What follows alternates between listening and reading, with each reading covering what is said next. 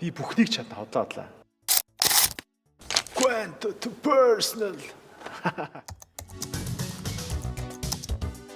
Зөндөө шивсэн да. Тэг хамгийн сүүлд эхнэрийнхээ төрсөн, хүүхдүүдийнхээ төрсөн хоног шивсэн. Яг энд Généré Référent гэдэг Франц дууч Edith Piaf-ийн үг байдаг. Юунд ч үл харамсна гэдэг. Non, rien de rien.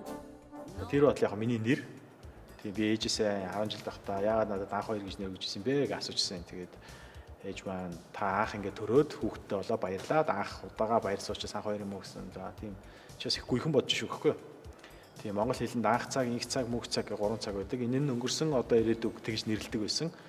Тэгээ яг хүн ингээд энэ хорвоог туулж дуусаад хаалгаа хаахад урталтан зам дуусаад хаалгаа хаахад хамгийн сүүлд гიშгсэн мөрөөл хард юм байна л да. Тэгээ ингээд гიშгсэн бүх мөр нь баяр баясгалантай буюу чи ингээм амьдралыг аз жаргалтайгаар туулж дуусаасаа гэж ээж нь өрөөж анх баяр буюу анх цаг болгон чинь баяр баясгалантай байгээ. Хамгийн сүүлд энэ амьдралаас явахдаа хаалгаа хаахад гიშгсэн мөрлөгөө харахад нэмсэглээд хаалгаа хаагаарай.